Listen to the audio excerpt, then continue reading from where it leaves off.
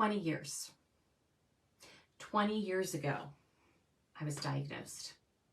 20 years of survivorship, 20 years of surviving, and I hope many would think thriving.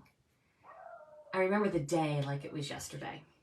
It was May 13th, 2003, around 4:02 p.m., and I received a phone call from my doctor that said, Justine, I'm really sorry to tell you, but you have breast cancer.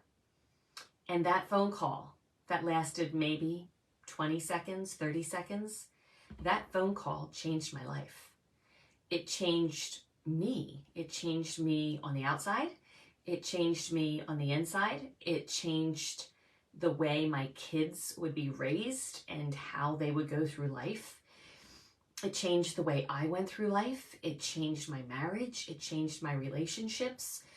It changed every single thing that I had thought and believed and been before that time. I literally talk about my life BC, before cancer, and AC, after cancer. And it has never, ever, ever been the same since. I remember that day like it was yesterday. I remember where I was standing in my house. We're still in the same house. I remember exactly what I was doing when that phone rang. It was not a surprise that the phone rang. I remember that my good friend, Liz Kennedy, was there at the house with her 2 children. So it was me and it was Liz in the house, and there were 5 children there that were 6 and under when I received that phone call, and they were all around me as I was on the phone. I remember 2 hours after that phone call showing up at Allison's pirate play that she was in and watching her on stage, like standing there, watching her on stage and trying to pretend like everything was normal and that there was nothing wrong. I remember making the phone call to my parents and telling them. I remember making the phone call to Derek and telling him. And I remember explaining it to our children and being really, really open with them and letting them know exactly what was going to happen. And when they said to me, Mommy, are you going to die? I said, I don't know. I might. I'm going to try really, really hard not to. I'm going to fight really, really hard to be here. And I'm going to pray really, really hard. And we're going to try to get some really good doctors. But I never sugarcoated anything with the children. I remember the entire year. And it was literally a year process. I remember every surgery. I remember every chemo. I remember every radiation treatment. I remember every extra illness that I was blessed to have. And I remember every infection. I remember all the hospital stays. I remember the dehydration. I remember getting chemo every other Thursday. And I have kind of a weak stomach. And so go in on a Thursday and get home around 5 o'clock, and by 7 o'clock being in the bedroom and being sick all weekend. Thursday night, Friday, Saturday, Sunday, and finally emerging from my bedroom on Monday morning. I couldn't do anything the entire weekend. I was sick, like physically sick all weekend. I remember all the scans. I remember all the false positives. I remember all the times that they thought that the cancer had spread. I remember it all. I also remember the thousands and thousands and thousands of people who prayed for me. I remember that there were masses said for me. I remember visits from pastors. I remember visits from people I didn't know. I remember that my husband Derek was just an absolute rock for our family. And the way he advocated for me during doctor's appointments and getting me to the best doctors who got me operated on and scanned and chemoed like really fast. Like the process of when I got that phone call to when I started treatments was faster than anybody I know. And I don't know what I would have done without his help. I honestly don't even know if I would be alive if it weren't for what he was able to do for us. I remember those weekends when I would be in my bedroom and he was by my side every single minute, calling doctors in the middle of the night, trying to figure out what we could do to get me to stop being sick. I remember my mom and my dad living with us for 3 months to help out with the kids, and I don't know what we would have done without their help. I mean, we had a 2, a 4, and a 6-year-old who we tried to keep his busy as possible and try to keep as normal a schedule as possible, despite everything that was going on. I was literally physically incapable of caring for my children pretty much 2 weeks out of the month. Every other week, I couldn't do a thing. I could not have taken care of my own children for 3 months. And my mom was lucky enough to be able to take off work and care for my children and for me. I would wake up in the mornings, there'd be fresh orange juice and whatever I wanted for breakfast, and she would do everything that she could to take care of me. I remember Pastor Branson Roberts sitting with Derek during my mastectomy. He showed up and he sat by Derek's side and he was with him the whole time.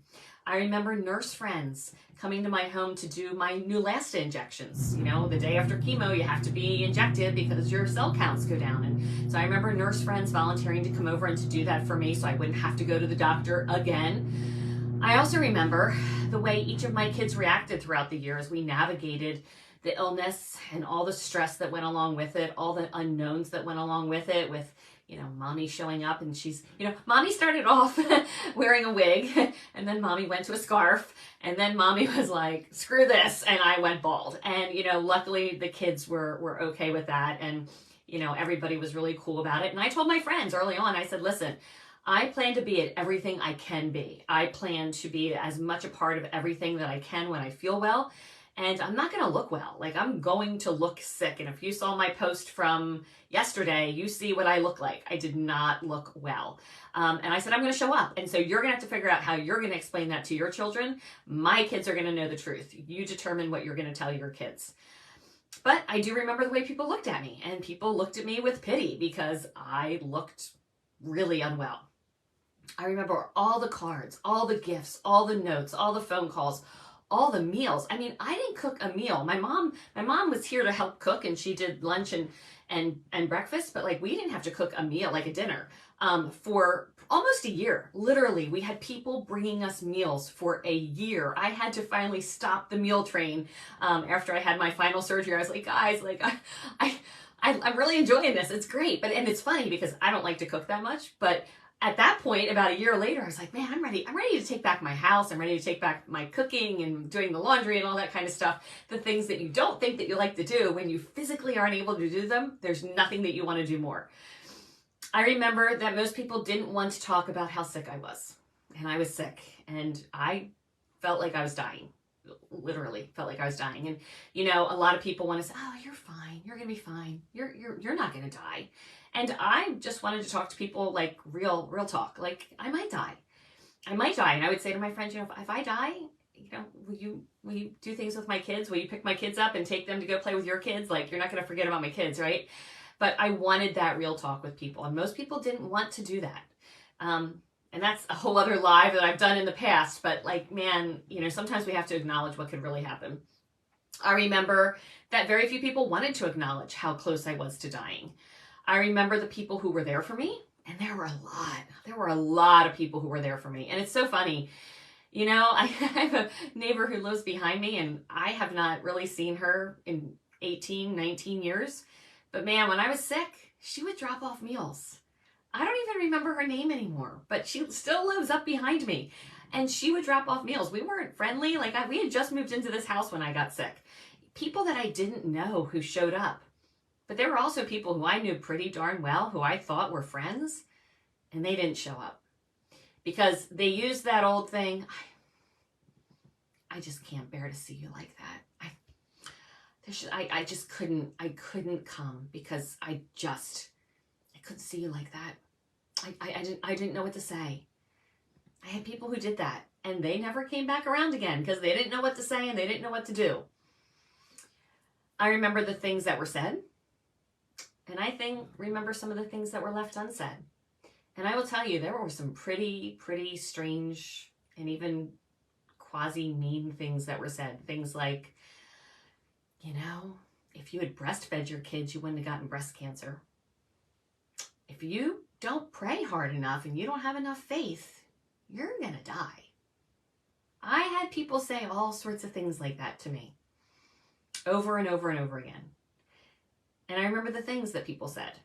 And I remember the things that people didn't say. They left unsaid that probably needed to be said. I remember there were many times that I thought that death was imminent. I thought it was over. I thought that that was it, especially when I became septic and almost died from septic infection. I remember feeling like I was living on borrowed time, and quite frankly, I was thinking about this the other day. I pretty much have felt like I've been living on borrowed time for 20 years. I remember when God miraculously healed me, and I'm going to tell this story really quick.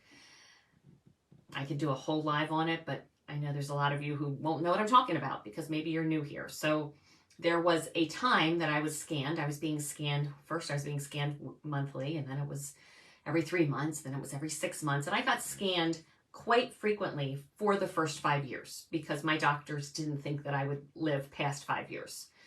And there was a particular scan, and they thought that they found a spot right around here in my sternum. They thought that they found a spot. And so they sent me for a CAT scan, and it was going to be a needle biopsy CAT scan. Now, it just so happened that that particular time, Derek needed to go away on business. And so my brother went with me, and my brother took me. And you know, what happens during that, if you don't know, is you go into the CAT scan, they find the spot, somehow they mark it, you come out, they take a needle and they put it into your sternum, and they do this thing like this, and they extract some cells to see if there's any cancer there. They take it back, put it under a microscope right then and there, and look at it. And so then they kept putting me into the machine and pulling me out, and putting me into the machine and pulling me out, and putting me in the machine and pulling in. And when they would pull me out, they were throwing a needle in me and extracting cells and coming back. And finally, after about 5 or 6 extractions, the doctor said to me, Justine, I can't justify putting one more needle in you. I don't know what in the world your doctors thought that they saw, but there is no cancer there. Now, I knew what had happened because the previous night, we thought that this was it. Like, my doctors, they were pretty sure that there was cancer in my sternum. Like, it was pretty much a done deal. It was just like, how much is there, that kind of stuff. So the night before, we had been at our Bible study, and the Bible study participants all anointed me with oil and laid hands on me and prayed over me. And it was one of the most moving experiences I have ever had in my entire life. And I felt this release during it, but I didn't know what that release meant. I was like, wow, does that mean that cancer is gone? Like, I felt like something released from my body in that moment. But then I was like, oh, maybe I'm crazy. Like, because that cancer's there. The doctors think the cancer's there. When I was pulled out that final time, and the man said to me, like, we can't justify, we don't know what your doctors were looking at. I said, I know exactly what the doctors were looking at. The doctors were looking at the cancer that was in my bones. But I was healed last night. I was miraculously healed last night. Now, he looked at me like I was crazy, but I know what happened. I know what is to be true, because my doctors still to this day have no idea how there was not cancer there. And my doctors still to this day, when I come in, say that I am a walking miracle, that every single year, my radiation oncologist is like, we don't need you to come back anymore. He actually retired last year, so I'm not seeing him anymore, but I saw him for 20 years. And he said, you know, I don't always have my patients come back, but I wanted to see you every year because you are a miracle. And I'm a miracle, but it's because of the miraculous healing of Jesus that I am still here. I truly believe that. So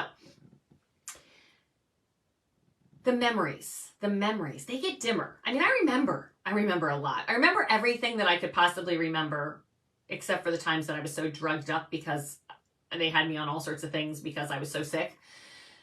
But everything that I could remember, I do remember. But those memories get dimmer. And it's funny, like things that I would think that I wouldn't forget, like specific dates. I know the date of diagnosis, but I never thought I would forget the date of my mastectomy or the date of my hysterectomy or the actual date that I went into the hospital with the septic infection. I know it was right around Christmas, but I sometimes get confused if it was December 22nd or December 23rd.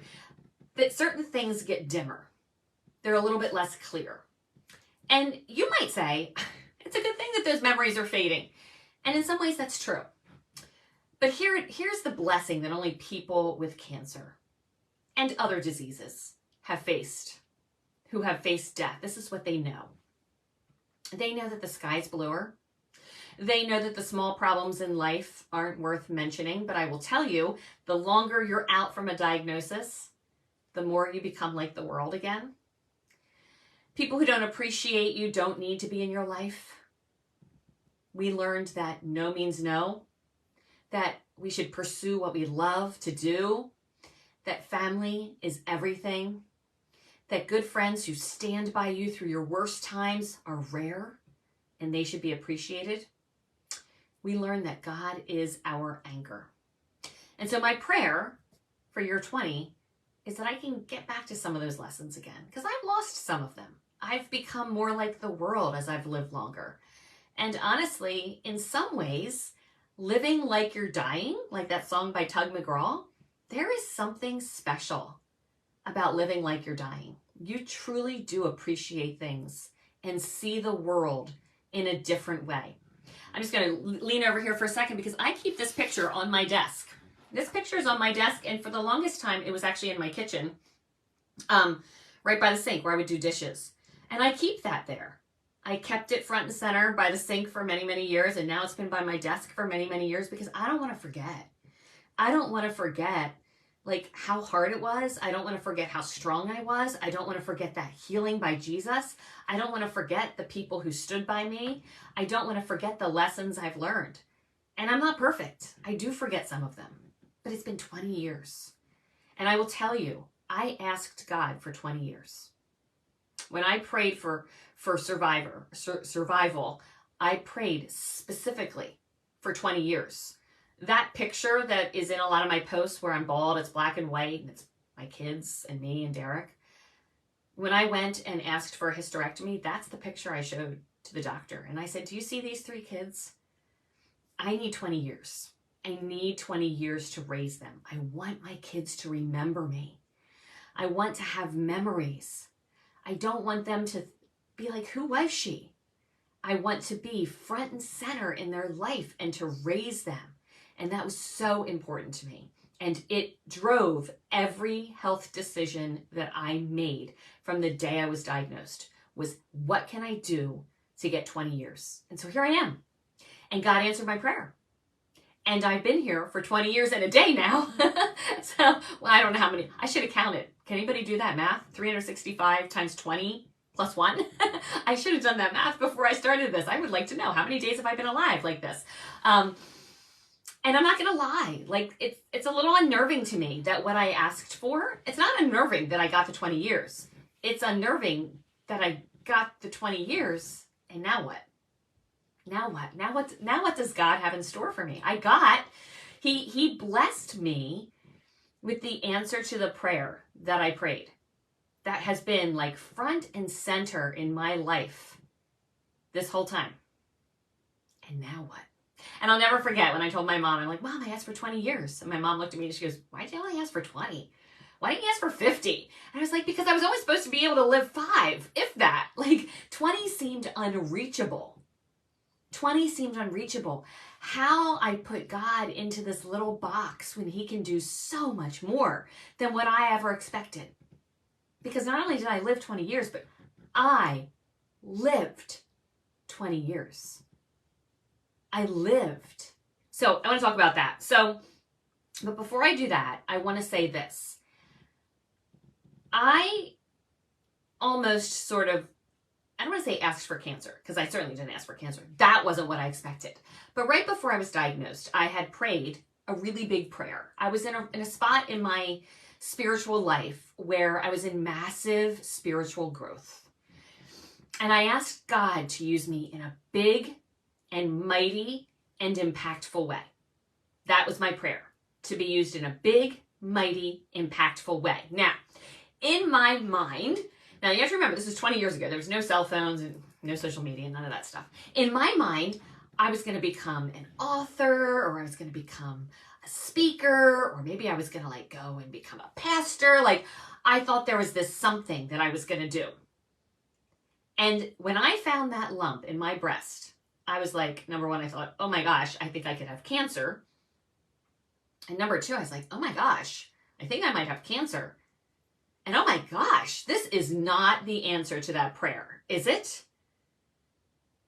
Now, I won't know until I get to heaven, but I do think that was the answer to the prayer. I think, because if you knew me then, you know that I had a website. That was right when websites became popular, and I updated my website. I no longer have that. I took it down. But I mean, it was something that was around the world. The website was shared around the world.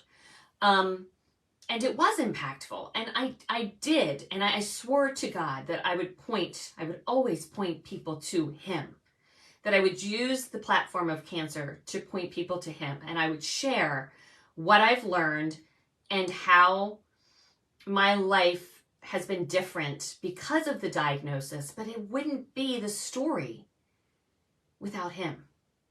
And so that's what I've done. But I wasn't surprised when I was diagnosed, because I knew that prayer, and what I've learned also is, like, be careful what you pray for, because God just might answer it in a way that you just did not expect it. Now, you might say to me, Justine, do you wish that that's not how he answered your prayer? I mean, 20 years later, no. 20 years later, no. I don't wish that I didn't ever have cancer, because my life is what it is because of that. If I had died, yeah, or if I hadn't lived as long, yeah, I'd probably say, yeah, I wish that would not have been the way. But at this point, I prayed a huge prayer. He answered it in a way that I didn't expect. I prayed another huge prayer, because asking for 20 was huge at the time, if you had heard the things that the doctors were saying. So he answered 2 huge prayers, right? And so, no, I don't wish it hadn't happened that way. There's some things I wish that were a little different, like, maybe some of the scars and some of the, ways I look, but, that's, neither here nor there. Those are all surface things. So, and what's most important is that he answered prayers in a big way for me. And I really hope that in everything I've done, that I've pointed to Jesus as much as I can, knowing I'm not perfect. I am not perfect. And yes, being a Christian doesn't make you perfect. Being a Christian makes you a sinner who believes in Jesus. And so I do hope that as much as I've been able to, and I'm sure I failed, I've pointed people to Jesus when I could. So I also want to point out, after 20 years, and I've done lives about this before, but there's not and I want you to understand this for, I would think, most cancer survivors. Any cancer survivor that I know, and I know many, I mean, through the years, I don't want to say I've counseled people, because I'm not a counselor, but, people have gotten me in touch with people who are diagnosed with cancer. People come to me and ask me questions and those types of things. And that, again, is a gift that comes out of cancer, is being able to help other people with those things that you've gone through. So I think I speak for a lot of cancer survivors when I say this. There is not a day that goes by that I don't think about cancer. Not one day. Now, I'm not sitting around crying, and I'm not saying that. I'm just saying that it's hard not to in today's world, right? So, like, it might just be when I get undressed and I'm looking in the mirror and I'm like, oh my gosh, I got a lot of scars from some surgeries. I got some deformities from surgeries that didn't necessarily go well. I got scars from radiation. Chemo did a number on my eyelashes and my fingernails that have never quite come back the way that they used to be. There's just parts of my body that will never be what they probably would be if I hadn't had cancer. I don't know what they would look like, but I kind of know that they wouldn't look like what they look like. So when you see yourself naked after you've been through all these things, you're like, geez Louise, like, that's not the way I wish I looked, but that's the way it is. And so, that's one thing. Or every time the word cancer is used all the time. The word cancer is used correctly. Like, so-and-so has cancer. And that, when I hear that, my ears perk up. Like, I know everybody's, oh, that's a shame. But I hear cancer and my ears perk up in a way that I believe people who haven't had it perk up, even if it's on a TV show. Because I'm thinking, well, what stage? And what kind? And, has it spread? Is it metastasized? I'm thinking all those things when I hear the word cancer. Most of you are probably thinking, oh, that's really a shame. I'm so sorry. I'm thinking a lot differently. But then there's also the people who use, oh, that whatever is just such a cancer. And then I hear that and my ears perk up in a different way, because I'm like, oh man, do I have to hear the word cancer again? Right? And so I'm a little sensitized to that word. I have an ache or a pain, and my mind immediately thinks, oh my gosh, my back hurts. Do I have cancer in my spine? Oh my gosh, I have a headache. Has it spread to my brain? I get some aches in my ribs that are weird, and that's a whole other thing I could go through. And every time I get the aches in the ribs, because that's one of the first places that breast cancer goes, I'm like, oh my gosh, is it in my ribs? And so that is a reminder quite often as I get older, that happens more often. I hear, somebody put up on Facebook something like, or talks to me and says, oh yeah, this person that I know, they had cancer and 20 years later it came back and they passed away. And then I'm like, oh my gosh, that's me. I'm like around 20 years. So, oh my gosh, it's going to come back for me too. And that has happened a lot recently where that has been put in my mind. And so I hear that and that makes me think things. I also remember, I think about my outlook on life as I am now and how different my outlook on life would be had this not happened and I had been able to maintain this naivety and innocent kind of outlook of how, I don't get sick and I don't get diseases and, that type of thing. And, kind of opened the door to realize like how short life can be and whatnot. And then kind of on that thing, I had 2 people from my church, actually 3 people from my church, all around my age, all diagnosed with cancer around the same time. And all 3 of them passed away. 2 of them from cancer, and one of them took their own life because she got very, very depressed from cancer. And that also impacts you as well because there's survivor's guilt. Like, why did they die?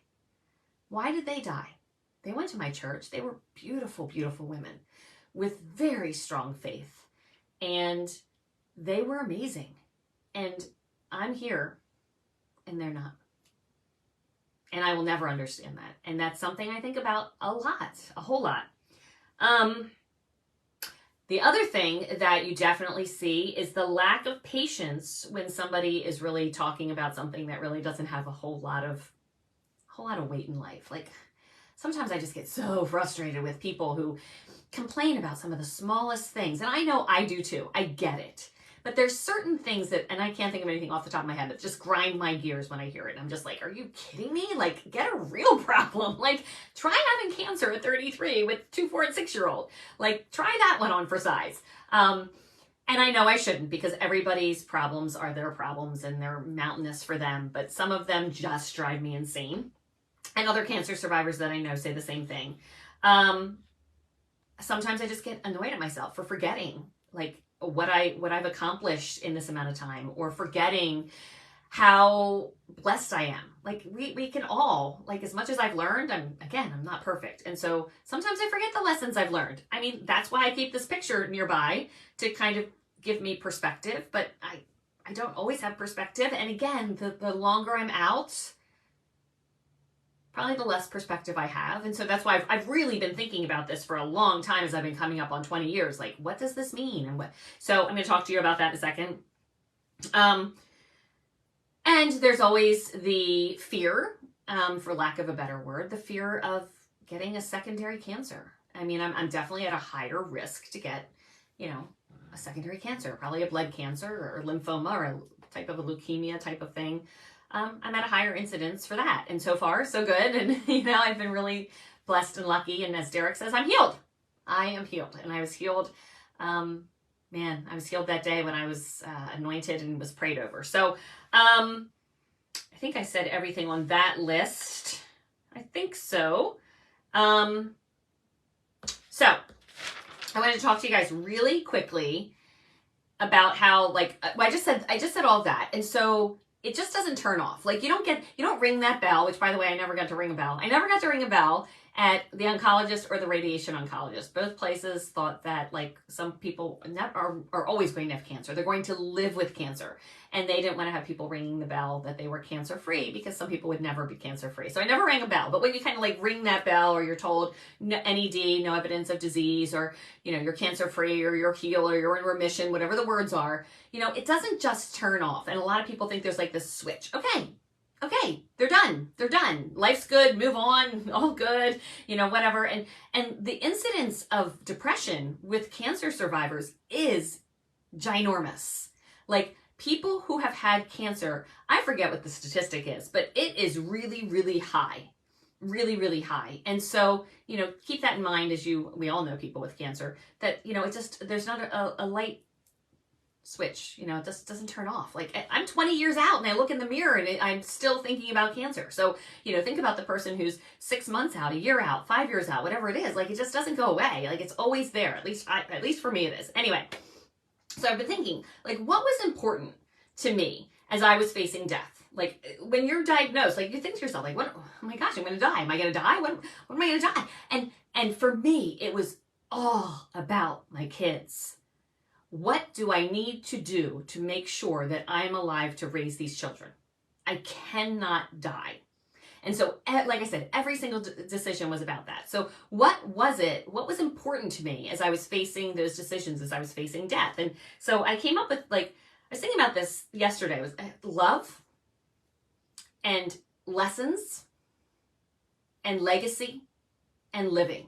Those were the 4 things that were the most important to me as I was going through all of this, and in a lot of ways still today. So love, telling people that you love them and showing them love. And for me, it was fighting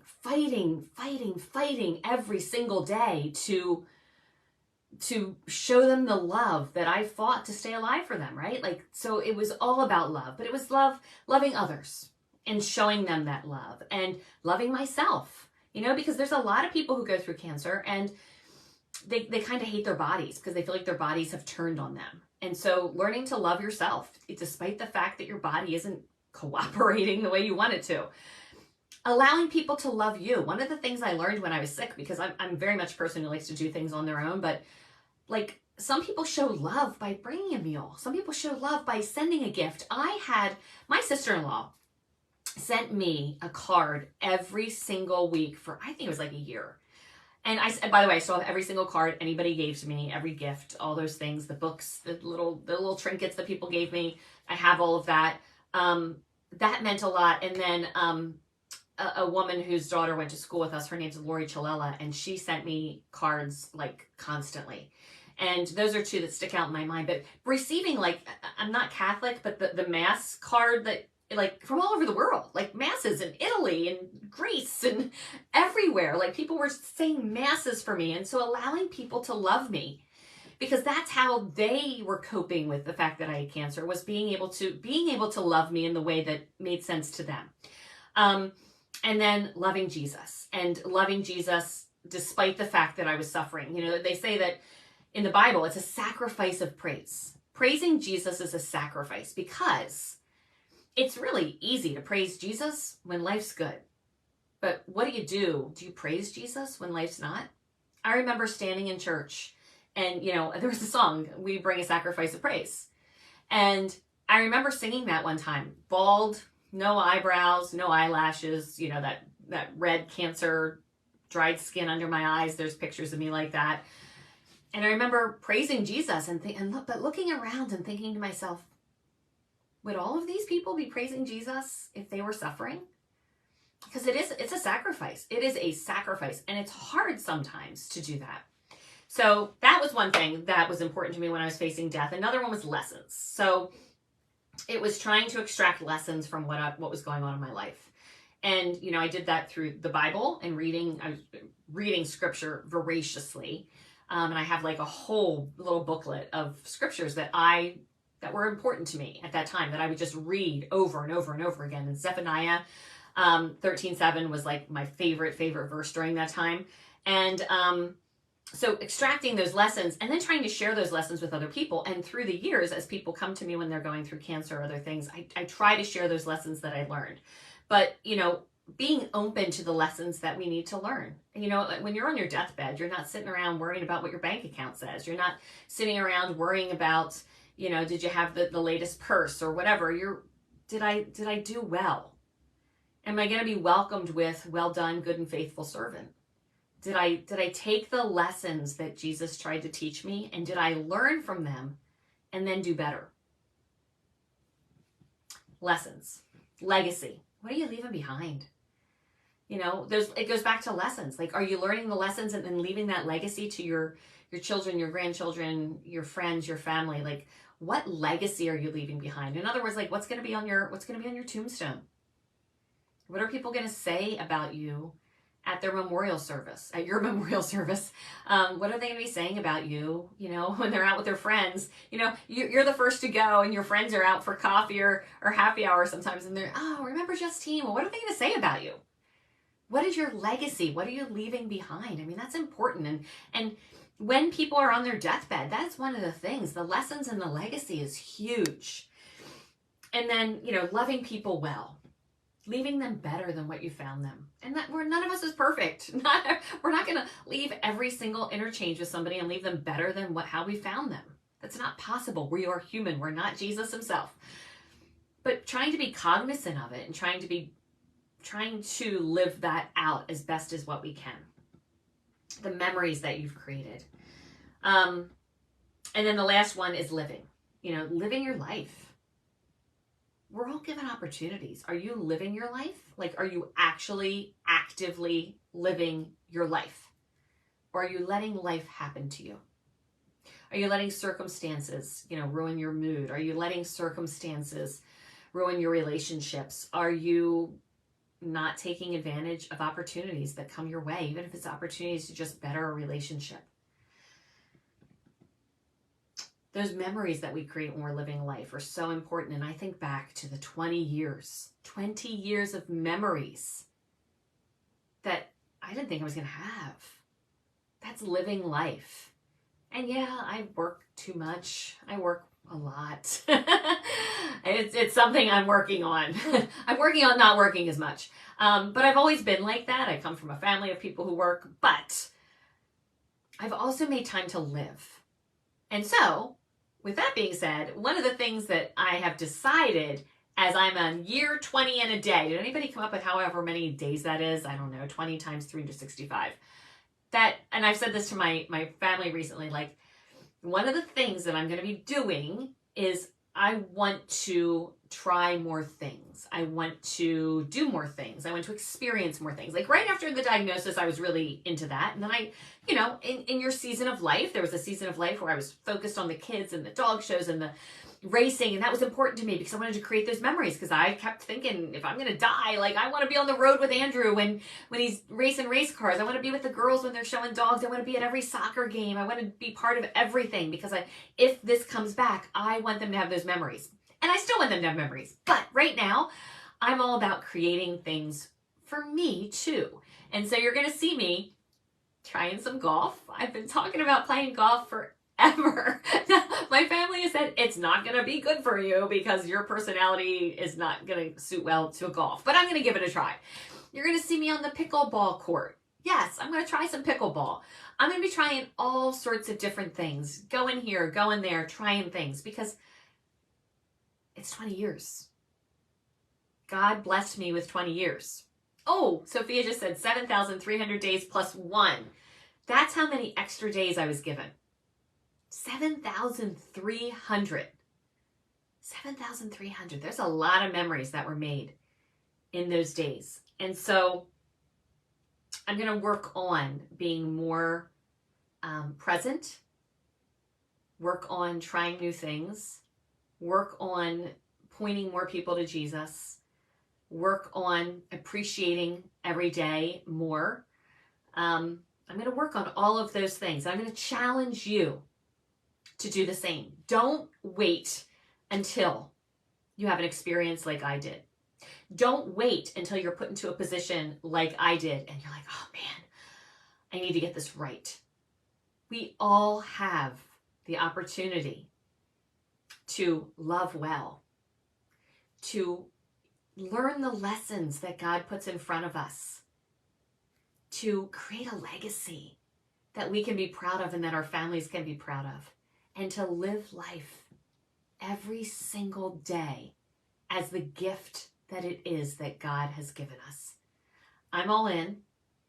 I hope that you are too. And I want to just say thank you so much for following my journey. It's been a long time and I share with you often.